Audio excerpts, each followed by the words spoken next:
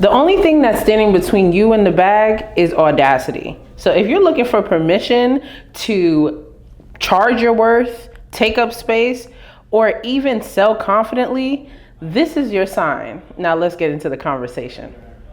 Okay. Right? Okay.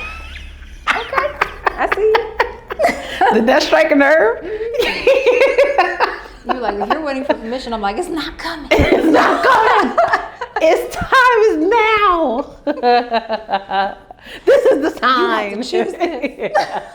Welcome to the sign.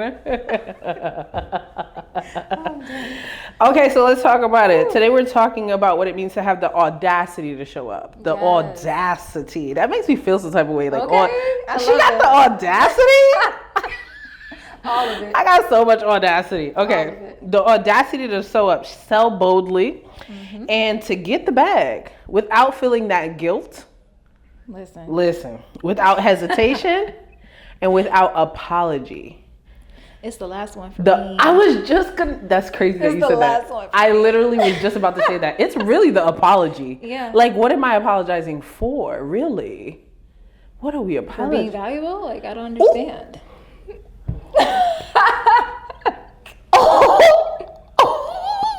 That I have chills, Oksana. Like, what? Don't come for me. This is a really good topic today. Who told you to come for me today? All right, so let's get into it because we are now holier than now, right? Facts. So we're talking about it because we've been through it. And didn't we evolve? Hallelujah. Okay, so tell me a story about whether either a time you've hesitated. Actually, tell me two. Tell me a time that you've hesitated and not charged your worth. I feel like that struggle happened for me like in the earlier stages, like when I was freelancing. Yes. Mostly because like I didn't feel like I had enough experience to be like, this is what my service is worth. Yes. And so because of that, I was kind of hesitant to be like, yeah, so this is about to run you like $1,000. I was like, do people really just have that on standby? Like, you have all these thoughts. I'm like, what if they can't afford it? They're going to say no. Now, at this stage in my life, I'm like, it's okay if you say no. I'll be all right. I think that is so, like, what you just said about, like, I think it's okay if they say no. Yeah. That is something that you have to get so comfortable with. Have to. Because every client is not your client. You would get your feelings hurt real quick if you don't know how to take no. Oh my God. Because to me, I don't feel like, and this is the thing, you have to detach your value personally from what you do. Oh, for sure. That's where it comes in because you if not, you'll feel like people saying no to your services, them saying no to who you are 1,000%. as a person, and then that shuts you down. And so, it's kind of like I just had to accept that, there is a specific value in the marketplace that this service and this product provides to businesses. And because of that, and because I can back it up, like, this is my price. Talking stuff, girl. She said, because I can back it up. Period. This is my price. And I just had to walk in that. Yeah. And if you say no, I don't always take it personally, because it's like, I know you're not saying no to me. Yeah. But for whatever reason, either it's something, like in your mind, maybe you just don't want the service. Maybe you still have some things to work through before you're ready to make that investment. And that's cool. My job in sales is to show you why it's worth the investment. But at the end of the day, you have to make the decision. Yeah. So I don't take it personally anymore. I'm okay with no. Well, I used to hesitate too. I don't know if I'm okay with no, but like I've gotten more comfortable with it. Yeah. So like I used to hesitate a lot in the beginning. Obviously, when I was freelancing, I remember one of my first clients. I ran their social media for $100. Girl. A month, girl. I'm sorry. Crazy. Was I nuts? Was 2 I zeros? high? 2 zeros. Barely. Is that before or after the transaction fee? That's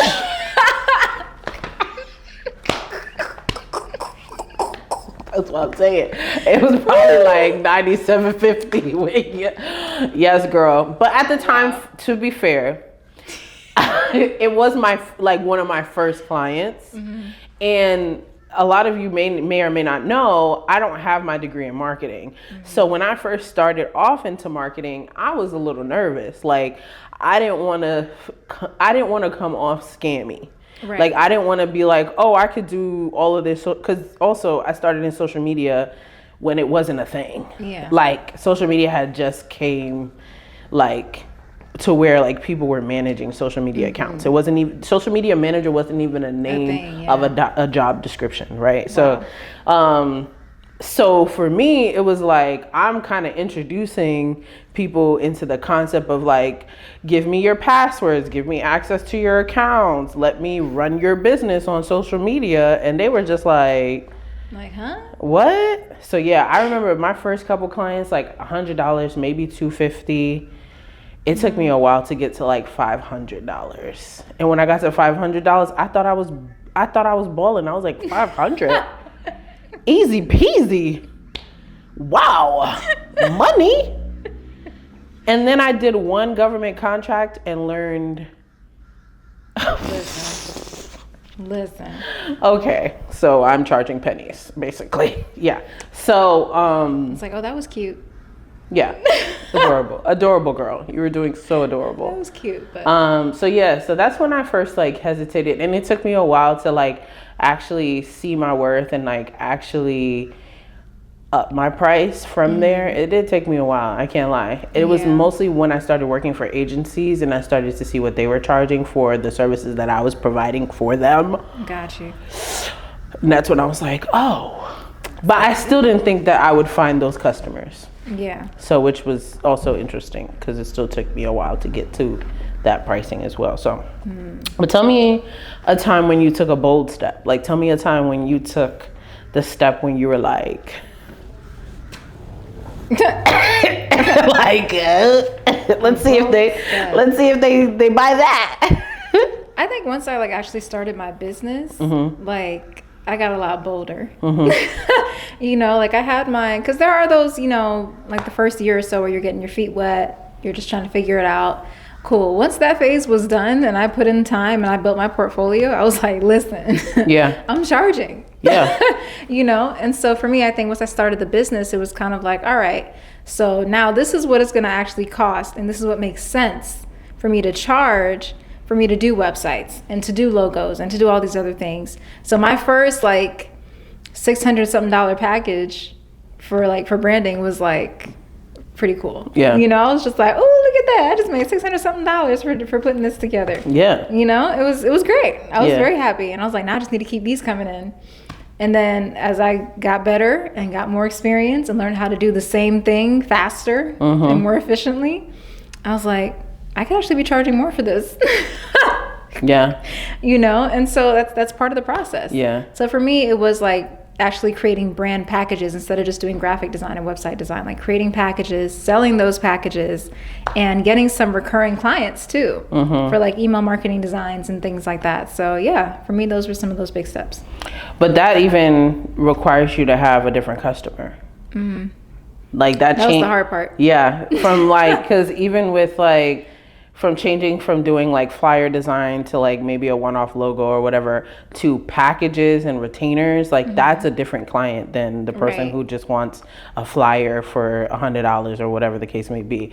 Like that's a totally different market. And so to change and like change your perspective and stuff like that, that's a big step. It was like I had to switch from individuals to businesses. Yeah. Yeah, wholeheartedly. That was the difference, you know? And so like, yeah. So I think now that switch definitely makes more sense for what I'm doing. For sure. But yeah, it was a little rocky at first, but I got there. Yeah, it's always going to be a little rocky for sure. I got there.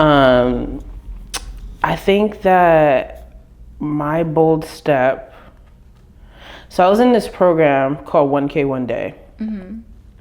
And in that program, the goal was to like make 1K in a day, right? Okay. And I don't remember specifically the client, but I do remember that I sent them a proposal for something. It wasn't super like labor intensive, but it was like over $1,000. Right. But it was also, I'm giving you an immense amount of value. Right. And so that was like a bold step for me to even charge that much, because I was like, will they pay? Like, right. And the thing that I've realized is that the people who have the budget, do not hesitate at all. That's the key. If they have the budget. If they have the budget, the check is gonna go through immediately. It might go through so fast that you feel like, did I undercharge? Like, you ever felt that way? Where you're like, well, dang, maybe I ain't charged you enough. Like, you were too quick to pay that. You know what I mean? Oh, so you were ready. Oh, you were ready. You've been ready. Okay, got it. Okay. So that's when that 1K in a day, that was like my first time when I was like, oh, I can do this. Like, oh, I can make $1,000 a day. And like, it's not unheard of. Right. Yeah. So that was like, and that was like, okay. Yeah. So that was my first like bold step. So let's talk about it. Let's get into the main discussion. The audacity to sell and to take up space is what we're talking about today. To have the audacity. The audacity. It just sounds so good. It does. Why do women struggle with their own worth? So many reasons. Yeah. Let's look at culturally first. Oof. About to drop this paper. Okay. I mean, let's look at culture. Think about it though. I feel like women were kind of like, in our society, right? We're kind of raised to be like the quieter ones. Like if we even attempt to display any form of assertiveness or aggression, it's considered masculine. Right. Or, not ladylike, thank you. And so we kind of subconsciously develop this mentality of like, well, I kind of have to shrink back into my shell to be accepted. Right. And it can be really hard to break out of that because we don't realize how much conditioning we've had over the years, like from childhood, like being seen and not heard. And so when you step into an arena like business, it's kind of just like, oh wait, now I have to speak up. You have to be seen and heard. Or somebody else is going to get, the clients that I could get because I didn't speak up and I didn't communicate and I didn't put myself out there. And so on top of that, like women were the fixers, right? We're always the ones that have that nurturing. Naturally, we're just more nurturing, right? So we want to nurture and help and be there for people. But in business, like you have to have a balance with that. Like, yes, I want to help you, but this is what it's going to cost. Right. And you have to be able to stand firm in that and not take it personally, like I was saying earlier, when somebody's not able to do that. And so it's a lot of like mindset shifting that takes place when you decide to be a woman in business. Oof. So it's a lot. Because you were talking about the cultural shift or the cultural of like being ladylike and being seen and not heard, but we also have been conditioned to be traditional, like go to school, get a degree, find a corporate job, do that job for 20 years, 30 years, get your pension, get your retirement, and then when you're like one house, one car, like, oh my God, it just sounds cringe. That sounds horrible to me. That's not what I want. And you know what? It always sounded horrible to me. And I think that it was not until I graduated college that I was like, I never want to do this. Like, I think I took an internship in like a government office, and no shade to the people who do 9-to-5s and do those types of jobs, because it's necessary, and some people are framed that way. But I think the people who aren't also need the ability to like be seen and heard, right? Like, because I walked into the building and I was like, absolutely not. And I hate it here. This isn't gonna work. I don't even want to be here. Like, you've been here for 30 years? It's the same wall color every day. Like, it just, you've been in the same office? Like, oh my God, it just threw me. I just was like, oh, absolutely not. Like, I do not want to do this ever.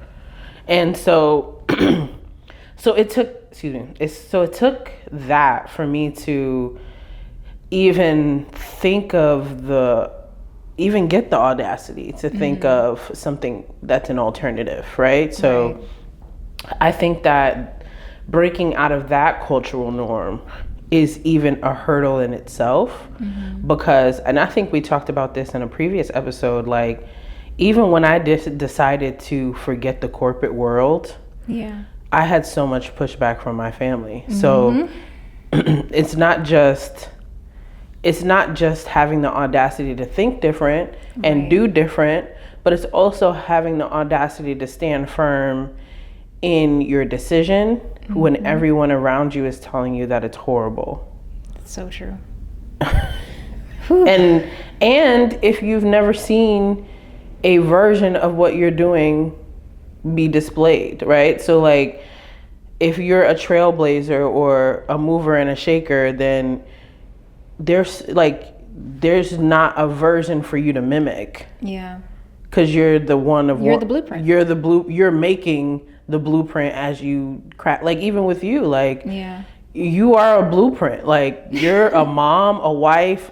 You homeschool your kids, and you have multiple businesses. Like yes, there's people now that you can look at and say, oh, I can identify. And but when you probably started this, it wasn't an abundance of people where you were like, oh, look at them doing it. Now I can do it. You know, like you were a trailblazer, and that is a different level of like mental gymnastics. It is. I love that. I'm going to use that. Mental gymnastics. It is, because it's literally your mind doing flips and tumbles and whatever else they do in the gymnastic things. Yeah, cartwheels. Mainly cartwheels. You just all over the place. Like it's just right, stick the landing, maybe. Yeah. And you're right. Like I didn't really have examples. Like there were people like, you know, there's one thing I could take that I admire about this person or I admire about that person.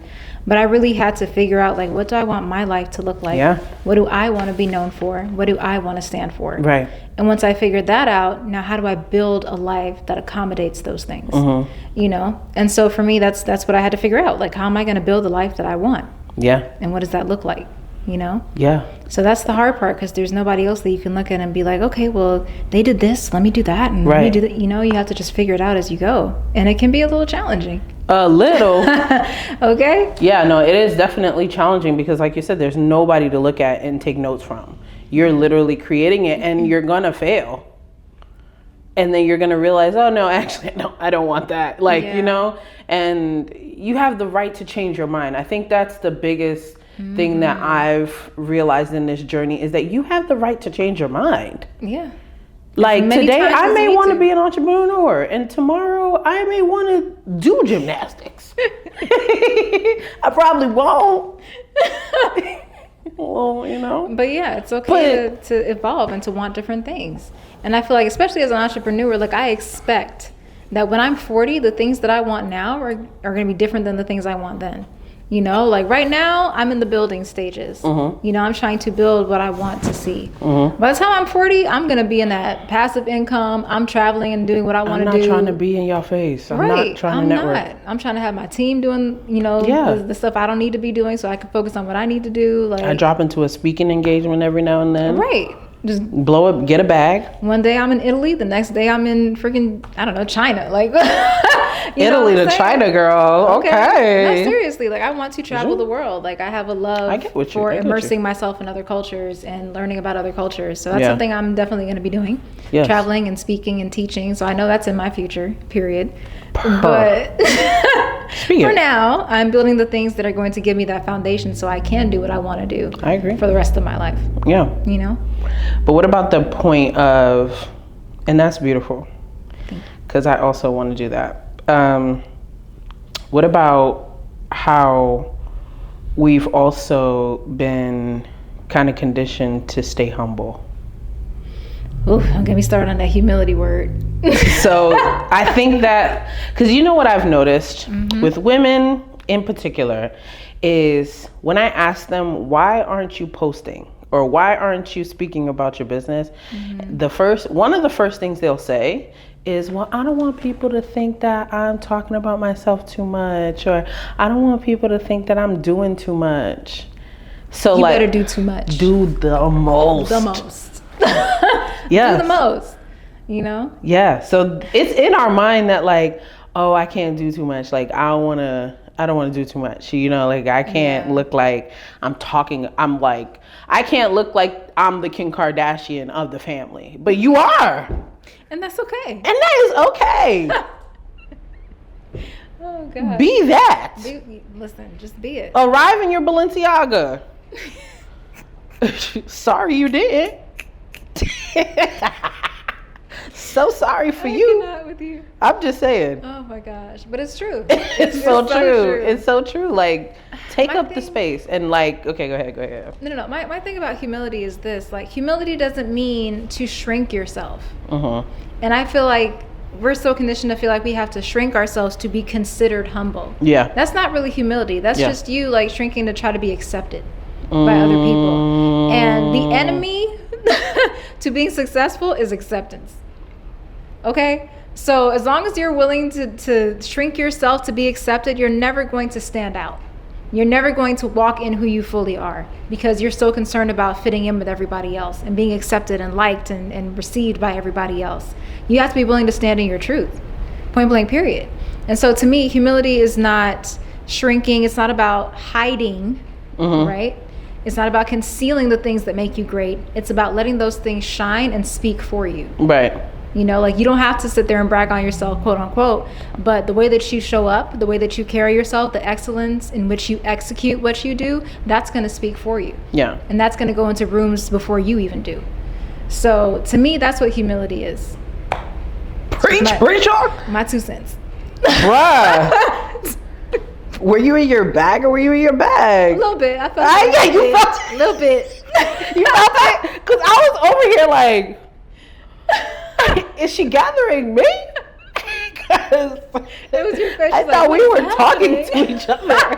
I thought this was just a casual conversation. I'm sorry. I'm passionate about that. No, that's it, like everything you said is spot on. The one thing I will say is like you said, you don't have to quote unquote brag on yourself. Brag on yourself. Yeah. Because guess what? Ain't nobody gonna brag about you if you don't brag about yourself. Facts. Okay? Talk about it. Why not? Who's gonna say? Who gonna check you? And if they do, who cares? If you're not disrespecting somebody, if you're not like causing anybody harm, talk about it. Talk about it to everybody. Everybody that you meet, talk about it.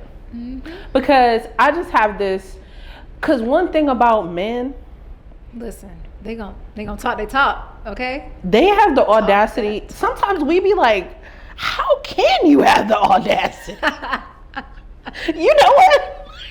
You ever been a man? Listen, that might be another podcast. Oh, yeah, that's gonna be a whole other topic. But listen, you ever met a man that in business, not in your personal life, in business, and you may have seen their work or you may have seen their business, but baby, they have the audacity. And you're like, oh, so we're doing that. That's what you're going to do with this? Like, you've seen it. Hey, sir, this is not. And guess what? They will get the contract. They will get the client. They will continue to thrive. They will make multiple of the business. They will build the business on that audacity because they have no issues. Right.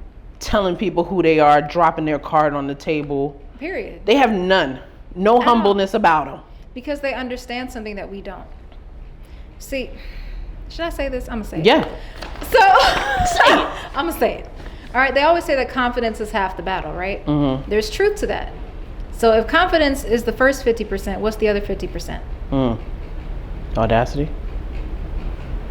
But boldness. Yeah, it's not even just competence. It's being able to communicate your competence. And what men understand is if I can be confident enough, I already have your attention. Now all I have to do is be able to communicate my value.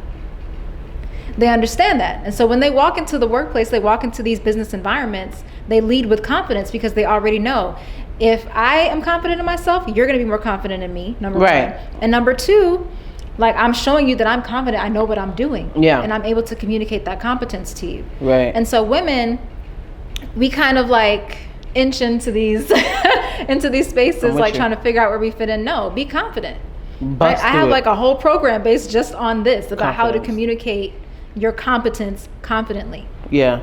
Literally, like that's half the battle right there.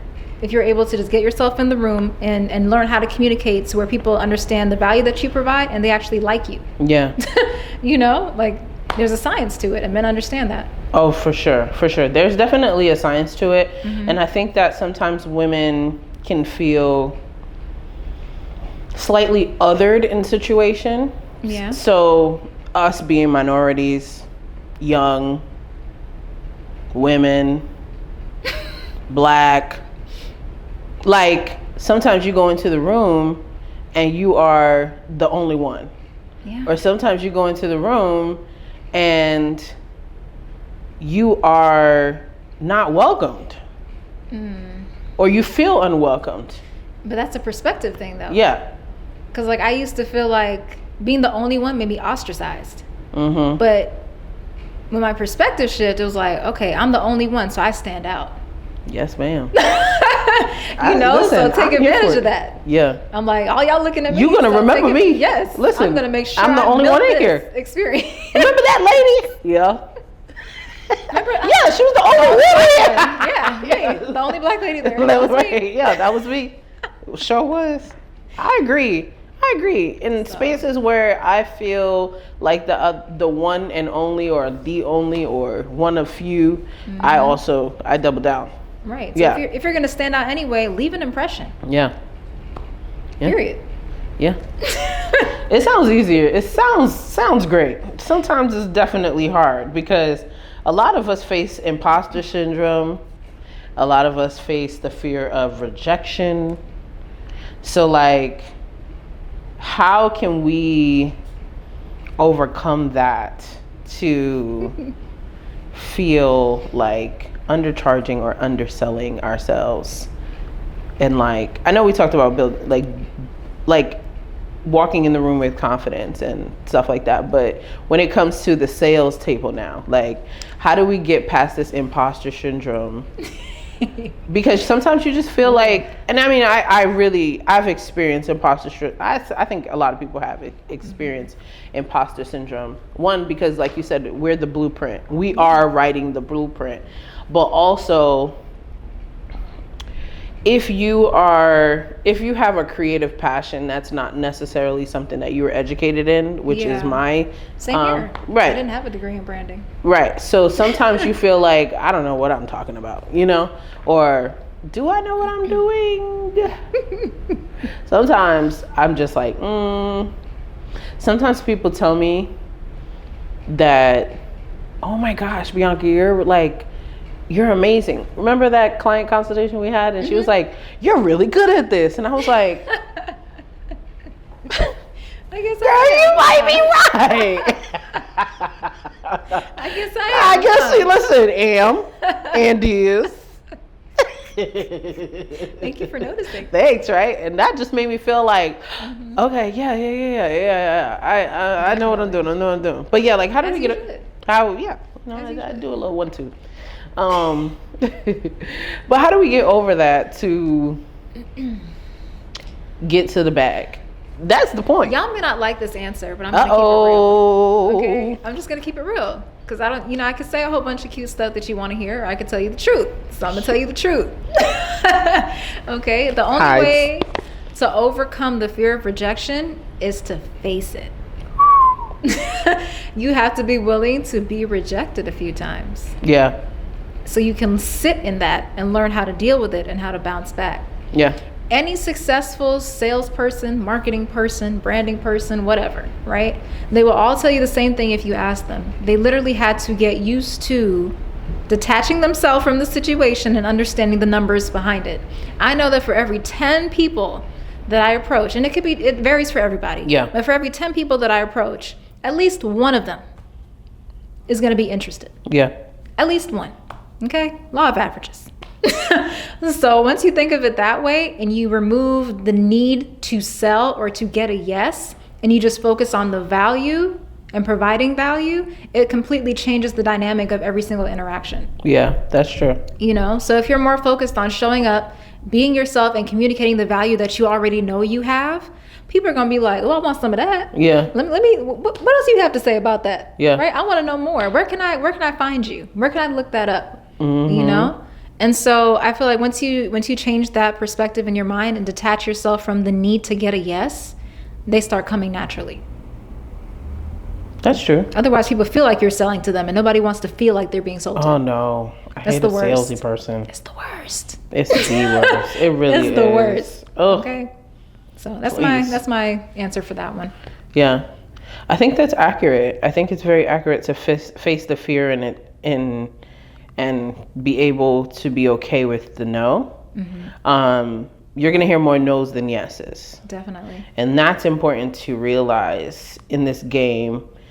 Sometimes you have to look at it as a game. Like it can't be so personal. Like obviously we build this business and it's a part of us. Yeah. And in some ways it's our baby, right? Mm-hmm. And I think that's also something that holds women back a little bit. Yeah. Because we internalize the business so much. Like it's, oh my God, it's like I can't let it go. Like baby. I can't. Yeah. Like because even with the Boss Collective, like when we started, we both have separate brands. We both have different businesses. And when we came to the table, we were like, let's do a test run. Because you don't want to hand over your baby to a stranger. You don't know what kind of practices they got going on over there. You know, like, right. So we were like, all right, let's do like a little test. Let's look at us now, but right. Yeah. Best test ever. Best test ever. 100s. I think we got extra credit. I think we're on to something here. But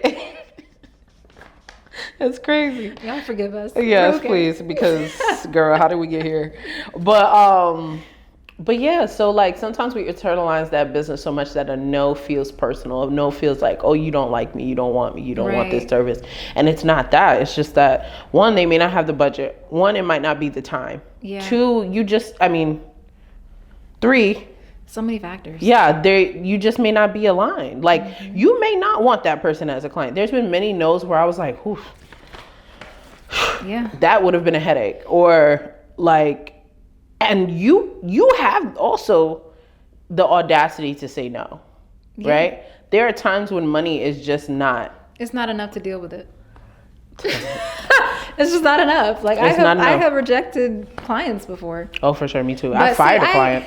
Yeah, that too. I had to do what I had to do. The thing is that the way that I do it is I've set up my business to where like I have different options depending on the different stages. And so that way I'm not like necessarily turning you down. I'm redirecting you to something that I feel will be more beneficial to you at this point of your journey. Mm-hmm. And so the people that aren't my ideal client yet may become my ideal client because I'm taking them through the steps.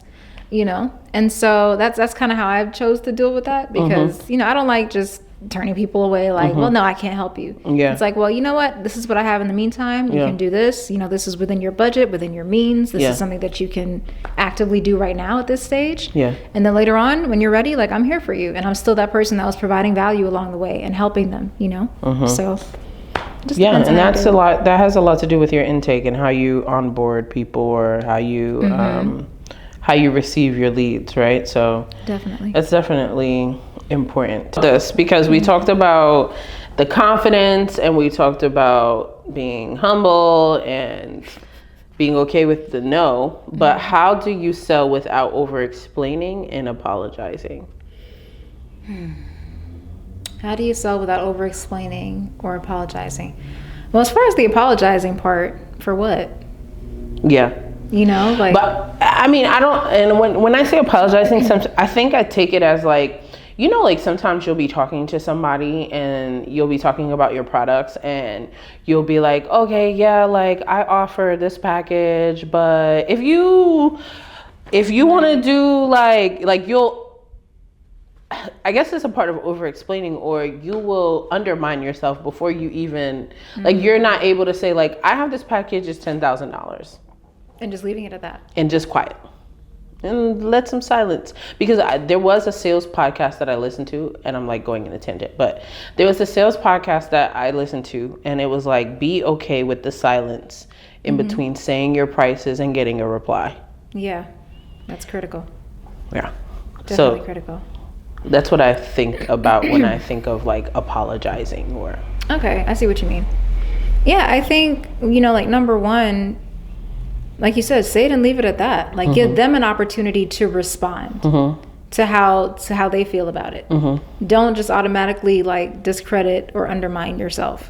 Because I feel like the words that you, especially in like a sales meeting or a sales call, the words that you choose are going to shape their perspective. For sure. Right? So your job is to persuade, but not like in a pushy way. Yeah. Right? Just to communicate the value, be able to explain why it's worth what it's worth, and then leave it at that and let them do what they will with it.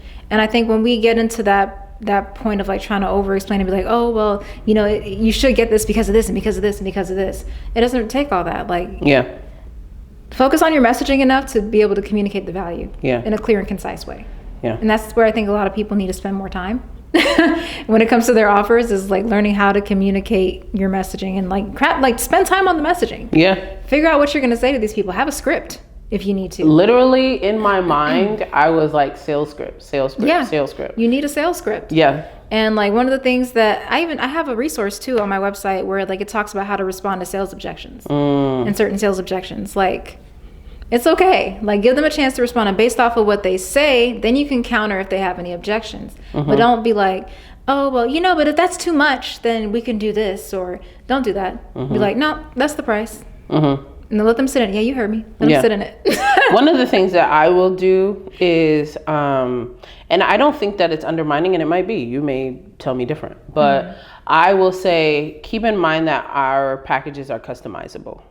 So I will basically be like these are the packages, but like, because with marketing, sometimes businesses need this, not that, or this, like, you know what I mean? Like sometimes we think they need all of these things, but they may not be able to afford that. So sometimes we will customize it based on what is, what your budget is, right? So like if our package starts at $1,600 a month, and you're like, actually I have 1,000, then I'll be like, well, we can customize this package, but we'll take out these things so that it can fit into your budget. There's a number I won't go under, but there may be things that I can do to help you move forward, so then like in 3 to 6 months we can up your package. Got you. Yeah, I've never done that. She's like, yeah, no. Not exactly. Like what I'll do is I'll be like, like I'll either say this is a starting price and we're able to customize it with add-ons. Okay. I'll do it that way, so that way we're not like diminishing the value of what I presented. But then I'm still letting them know, like, if we need to customize it or change some things, like I have add-ons that we could put onto this package to make sure that it meets your needs. Right. So I feel like that's the way I would approach it, just so I'm not like, because it kind of feels like a way of saying like, but we can customize this if you want to go lower. If that's why the last time I said it, I was like, I think I'm gonna stop saying that. Yeah. If you want to tell me like, oh, actually I can only afford this amount a month or something like that, then I can come to you and be like, okay, like this is what we can provide for that. But I shouldn't lead with, oh, by the way, we can customize this for you. Like, no. And another point of that too is that comes with qualifying your leads. Because by the time we get to that conversation, I should already have an idea of what your budget is. And so for me, a lot of people will come to you without a budget. Not my clients. Yeah. Not no more. They just don't know. I just feel like when I say like, what's your budget amount? They're just like, we don't know how much we're supposed to have. I ask for a range. Yeah. I don't say an amount. I say I ask for a range too. Yeah. Yeah. Because that's one of my qualifying questions when it comes to like my initial like form that they fill out. So if I don't see a budget range, I'm not scheduling the appointment, because that tells me you haven't taken enough time to do the research and see what it actually costs to do what you want to do. Right. I'm not going to waste my time. I feel you. So if you don't have a budget range, period, I'm not spending that 15 minutes with you. Yeah. And that's like selling from a place of certainty, not scarcity, right? Because I think that there's a level of scarcity that we're like, oh, well, especially when you just started business, you're like, oh, I got to take this because I got bills, like, and don't get me wrong, like when I first started, I was definitely, listen, how much you say you got? Okay, we'll do what we got to do because these bills are due and I need to make a payment. I'd like to eat also. So there's that.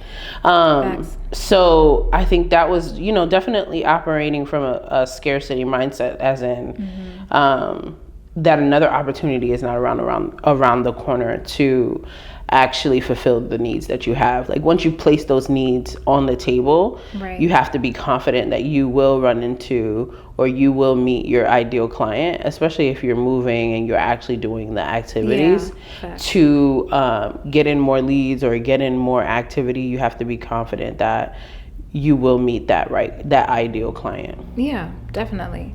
And I think too, like you were saying, what helped me to start saying no, honestly, was realizing that if I say yes to the wrong things, then that thing is now taking up the space and the time that I could be devoting to giving my best to the right things. And so when I say no, or somebody says no, like I don't want to say I don't care, but I don't care.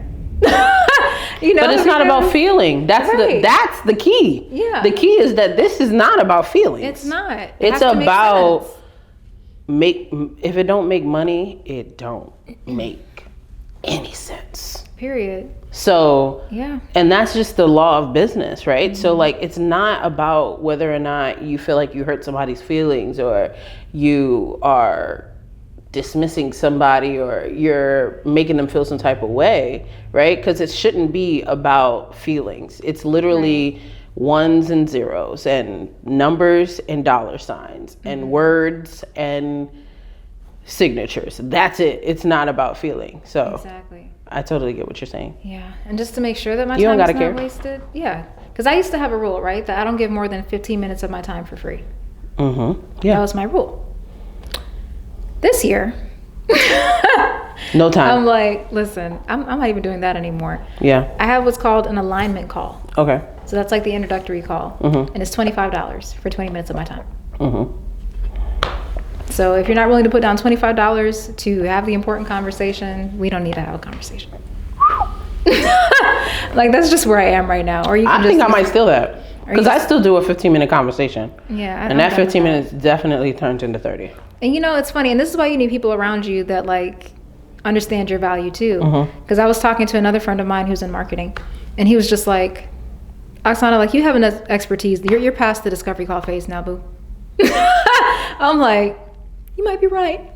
Yeah, because you know what?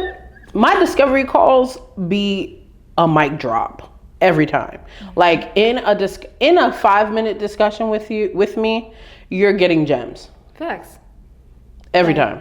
Now that I understand what every minute of my time is worth, I charge. I charge. Okay? Anybody else feeling attacked? I'm serious though. But yeah, so $25 alignment call. And instead of doing it for free, that $25 goes towards whatever service we do together. Okay, I like that. Like a credit. Okay. That way you're not wasting my time. And if you don't move forward, then fine, but. Cool, 25. Yeah. I'm not mad at it. Because $25. It's $25. You spend that on a meal. Facts. And not even. Think of it as a lunch date. Literally. And buy me lunch. So I want to talk to this point of if you don't sell, you're doing a disservice to your audience. I agree. So I agree. Not showing up in the capacity, like you said earlier, I take the time away. If I don't charge what I'm supposed to charge, I take valuable time away from things that I could be great at. Yeah. So essentially saying like, you don't get to put the quality of time that you need to put into something to actually make it great if you don't charge the thing that you need to charge, right? Because for instance, let's say you way undercharge, you do something for like $500 that should probably be like $2,000. Then you get 8 clients that have now paid you $500 to do this $2,000 thing. And you are running yourself down to the ground because And you're not even getting them the results that they need because you don't have the time to actually do all the things. Yeah. Because you've undercharged yourself. So now you're running yourself ragged and you're not able to actually provide the quality that you want to provide. Facts. Like, that's another one of my rules. Like, if I feel like this price is going to have me working as a disgruntled entrepreneur, I'm raising it. I refuse. I refuse to have a disgruntled experience. Like, I've been a disgruntled employee before, briefly. And I'm so serious. Ooh. Listen, you and I both. Briefly, right? I was not a good employee. I refuse to be disgruntled as an entrepreneur. Yeah. Like, you have the ability to set your price. So set your price. And say it with your chest. Listen, she's in rare form today. She's in rare form. Period. Say it with your chest, babe. Say it with your chest. Yeah, Absolutely. Raise your price, do what you gotta do, and have the confidence and the audacity to do so. Because, listen, stressing yourself out and doing work for little to none is never the move. No. It's never. And it really will discourage your process of being an entrepreneur. It will really make you feel like this was not the right choice. Yeah. Yeah. It does. There's nothing good that comes from undercharging. Nothing good comes from Never, it. ever. The quality of the work diminishes. Your attitude and your morale diminishes. Yeah. The entire experience is diminished when you don't charge properly. But also, you can't scale. Right. You can't grow. It's not sustainable. You can't pay somebody else pennies. So for instance, like if you need to build a team and you're not charging what you need to charge. Or even pay a team. You can't even pay a team. And that's not going to work. It's not. Because we're not trying to build business. We're not trying to be solopreneurs forever. Right? We're trying to build companies. Listen, you already know I'm delegation queen. Okay. One thing I'm going to do is delegate. You be outsourcing, delegating. I do it all. Outsource, VA, intern. Please help me. Ooh. Because one, I know that my magic is in the conversation. Yeah. My magic is in the relationship building. My magic is in the providing value to my community.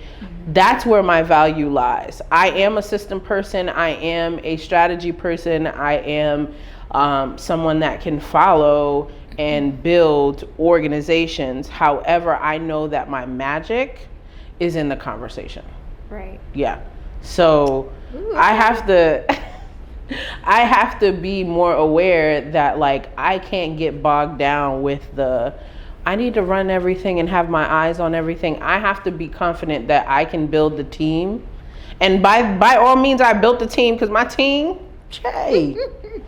my team is it. Like, I really am so grateful. I thank God for my team because they hold me down. Like, with the big HOLD, hold, bro. Like, they hold me down. So I have to be confident in my team that they know what they're doing and they want to do and they will do it to the best of their abilities. And I have to be okay with knowing that their skill is the reason why I chose them. So, yeah. I'm in a similar space when it comes to that. For me, I decided to form an association for my partners. Okay. So instead of like hiring employees, I decided to contract other professionals.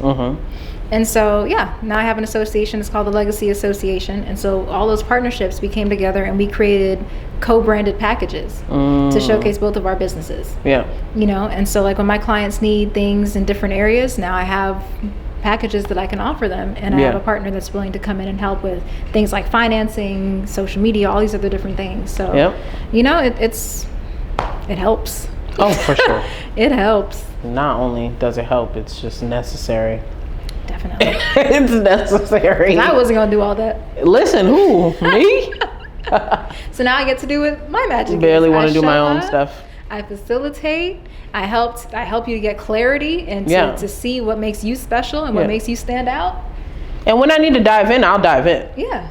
If my communication is not being heard, even with graphic design or even web design or email, whatever, if I need to like get into the system and do it so that you can see what I'm trying to say, then I will do that as well. You have to be able to pivot and you know, stay knowledgeable about everything that you're doing. But it is important that you build a team and you build confidence in that team to delegate the things that you need.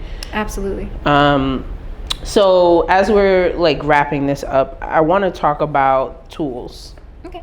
Right? Because we don't do anything without trying to help the fellow entrepreneur. Facts. That is just our style. So what kind of tools do you think would help people with pricing, breaking down their pricing confidently, or sales? I mean, to an extent, you can use ChatGPT. But like when it actually comes to like figuring out pricing, I would definitely like search the marketplace. For sure. Like figure out what's out there and what people are charging to do the exact same things that you do. And another thing I always tell my clients is study your competition as well. Find out what they do really, really well, and find out what they're not doing well. Figure out where they're missing the mark so that you can come in and emphasize those areas. Yeah. No, studying your competition is something that I do often. I will scour a website, baby. I will look through it and I'm seeing like, okay, how much they charge for this? What are they doing? How much time does that take? And how much are they charging? That's important. But even having the conversations with like-minded, like even with you telling me that the $25, I'm like, I should do that. Because I had a consultation the other day and I was like, I just gave you so much. And you know what? They're probably not even going to use it. But it's the fact that I'm dropping gems. There's like, value. There's so much value in this conversation that you're having with me. So yeah, having the conversation with other people in your industry and being okay with sharing how much you're charging. I think we did that the other day. I was like, Oksana, actually I charge. Yeah, you did. You did do that. I was like, okay. She was to say less, so she upped her price. Listen, I went back to that website. I said, oh, she was not playing any games. I did it from my phone too. She was like, oh, she said, okay. I said, Oksana, because we do similar things. Yeah. And we do similar things, but we also do things that are very different as well. So there are things that overlap. And I was like, well, Oksana, I'm just going to let you know that for this, I actually charge this amount. And she was like, oh, for real? And I was like, yeah. Okay. And Ben. And she was like, all right. And she just listen, she put that price up so fast, I ain't even blink. I said, well, damn, hold on. Yes, but you have to be okay with like also sharing that information and being confident, like by all means, me and Oksana, like we said, do similar things, but there's no competition here. Like we can work together when we work together and we have our own clients and we build our own thing, but it's okay to like share your numbers because I think the fellow woman or the fellow person that you're talking to should be transparent with you as well and let you know like, oh no, this is what we're charging. You know what I mean? Exactly. But I also think it's important for you to have a CRM.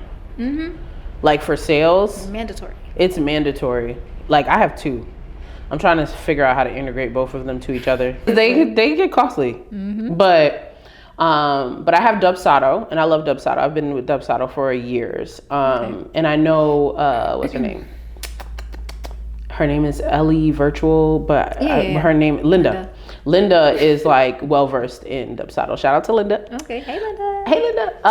And I have Pipedrive as well, and so Pipedrive allows with like segmentation, emails, things like that nature. Because Dubsado was a little questionable with emails before, but Dubsado allows you to make proposals that can be signed and all that stuff. Okay. So having a CRM is super important, and then also having a sales script is also important, and knowing your customer's journey is also important in the tools of like being able to up your prices, because you need to be confident, but you also need to show that your business is developed. Yeah. Because one of the things that we've worked on clients together, and we had one client recently that we worked on together, and her comment was, you guys are really thorough. Oh, good. Yeah. That's a good thing. That's a great thing. That's what you want to hear, right? And so when you show people that you have the systems in place, they don't question why they're paying you the things that they're paying Exactly. Because clearly you have your stuff together. you. Yeah. So so that's really big. Like, have your stuff together. Like, we're not telling you to up your price and be that man with the audacity that really had nothing going on. Don't be that woman. Don't up your price and give, I don't want to cuss. Low quality. Yeah, low quality. That's a better word. Low quality. Thank you. So yeah, don't give low quality services and up your price. Like, don't do that. Like, don't be a scammer. Nobody likes that. So your standard needs to match your price. Period. So So and then we were talking about the profit first model, right? Yes. And that's something that I think we could probably explore on a different episode. We probably should bring like a financial person. I'm here for like a small business finance something. Yeah. Somebody. Okay. To talk about like finances and like how to set it up but the profit first model basically says that you have to take your profit first, right? Yeah. And it is basically that you need to allocate profit before expenses to ensure business profitability. So that means that you have several bank accounts to allocate money to, right? So you have an income account, profit account, owner's pay account, a tax account, and an operating expenses account. So you basically separate your money into 5 different accounts just to make sure that, one, you're covering expenses, but you're also taking out the profit, right? Because I think a lot of us do not pay ourselves. Yeah. I mean, I do now. I do now too. I do now too. So, and legally you're supposed to. Legally you have to. Yeah. So, fun fact, in case you guys didn't know. Just in case you were wondering, my tax accountant asked me the other day, and I said, I do. I do. I pay myself now. She gets money to the bank. Just so you know. Just so you know, money is taken out. Okay? So 5 to 10% should go in your profit. Then you have owner's pay at 30 to 50%. Oh yeah, I stay at the 30. Yeah. And then you have the taxes, which is 15 to 20%. But then you have your operation expenses, which is 30 to 50% as well. Okay. Now, I think there should be another, I guess that's considered operating expenses. What you pay your contractors or employees would be operating expenses. But I also think that you should probably separate that too. Yeah, I would separate it. Like one more account that's like just for... Specifically for paying. Yeah, because then it allows you to know what you can invest in your employees. Like for holidays, like I like to do like holiday gifts or like... Oh, that's nice. Yeah, I really like to take care of the people who are working with me because you don't have to. Yeah, it's important. Yeah. So I do gifts, and actually I think employee recognition day was today. I think I was going to do something, but we'll see. It's a little late. But and then you're supposed to allocate funds twice a month. So you transfer money to each account on set days, and it forces the business to operate with constraints. Okay? And then you gradually increase your profit allocation. You start with a small percentage and increase over time. Use profit for business growth and other rewards. So quarterly distributions from the profit account can be used for growth or bonuses, which is nice. So then you know quarterly, like what you can invest in marketing, what you can invest in additional like equipment or whatever the case may be that you need to grow. This is a great model. This is something that I definitely want to adopt. You need to cut unnecessary expenses. So if expenses exceed the allocated budget, adjust spending rather than reducing profit. Yep. And then you need to pay your taxes proactively. Regular deposits into your tax account prevent last minute tax burdens. Facts. One day. I put at least 22%. Okay. Every quarter? No, like for every payment. Okay. Like 22% of that. Okay. Towards taxes. Yeah, because they add up quick. And then you monitor and adjust. right? So you review allocations every quarter and adjust based on business performance, right? Mm-hmm. So that is the profit first model in a quick bullet pointed summary that Chatty gave us. And yeah, so those are like great tools to basically break down how to price confidently, right? So you have to consider like all of these accounts that you have to deposit into. So your price can't go under a certain amount because you gotta pay people, taxes, operating expenses. Like for me, I have an office, so like I have to pay that. I have to pay the CRM. I have to pay. Listen, you have insurance. Like people need health insurance. There's a lot of things to consider. A lot of things. So keep that in mind when you're creating your pricing. But other than that, I think we're good for today. I think we've talked about all the things. One of the things that it is on here is shouting out to an entrepreneur who possibly recently raised their prices. And I know that you made a post.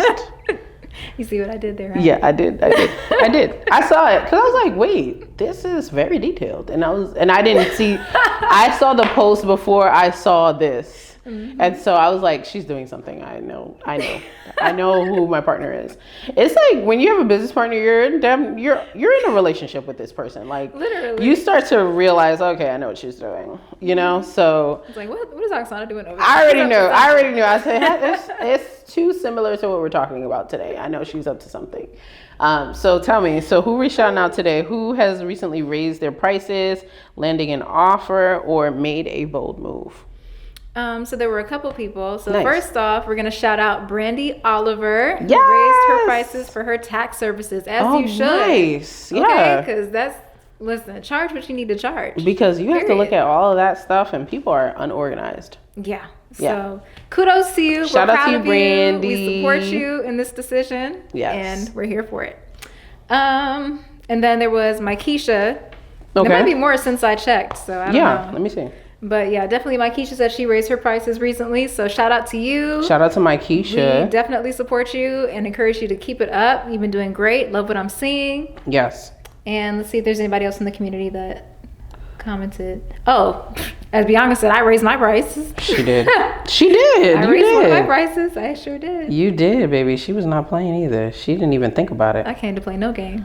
She said, you said, what you said? I bet. I said, okay. Let's see. But you sure that's what you saw? Look again. I think it changed. Listen, when I went there, I was like, dang, did she even let me breathe? I think it was like, it was the same day. I said, oh, she's not playing around with us. That changed quick, fast, and in a hurry. Was it in the group or in the page? The group. Okay. Hold on, I don't see it.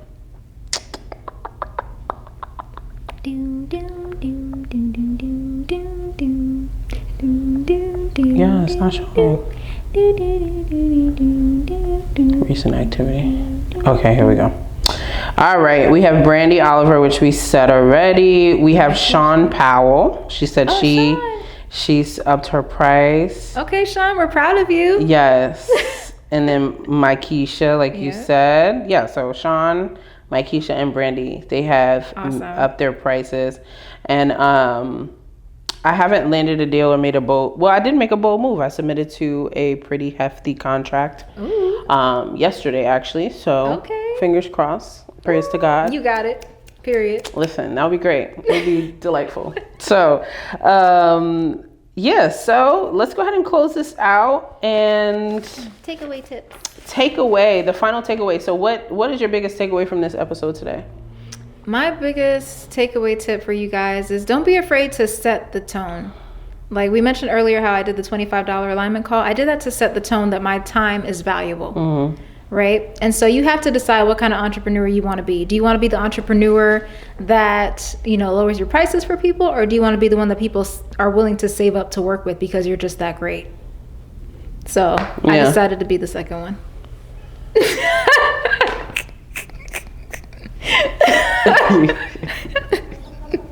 You say it so like, You say it so nicely that it's just like. It's like, wait, did she just flex? Did she just flex? It's real good. I really like it. Like, it's very like, I'm so sweet, and then it's like, but I don't play. Don't play. Just kidding. No, but your takeaway is my takeaway. That $25, I promise you that $25 will be there tomorrow. I'm not joking. So like charging for my time and like being confident in, like, I think I took away a lot today. And sometimes like we are talking to you guys, but really it's reaffirming something that we need to be confident in. Definitely. So we're very much talking to ourselves as we talk to you. Don't get it twisted. Yeah, so the biggest thing that I took away is to confidently walk into a room, use it as my superpower. Yes. And also be okay with charging for even a little bit amount of time, right? And knowing that gems will be dropped and you are valuable, and the people who want to take you seriously will pay the price. So exactly. Being confident in that. So the bag is yours for the taking. So walk in it boldly, show up, sell. Own your value. There's no more waiting. Today is the time, and there's no more undercharging. Ever. In your life. So it's time to get the bag. Let's get it, ladies. All right. All right, bosses, thank you so much for tuning in to another episode of The Modern Boss. We hope you loved the content, and if you did, don't just stand there lurking. Go ahead and subscribe, hit that like button, get in the comments and let us know what you thought. And if you have a topic you'd love for us to talk about, let us know. We got you. Let us know. Yes. Yeah. See you guys later. Bye.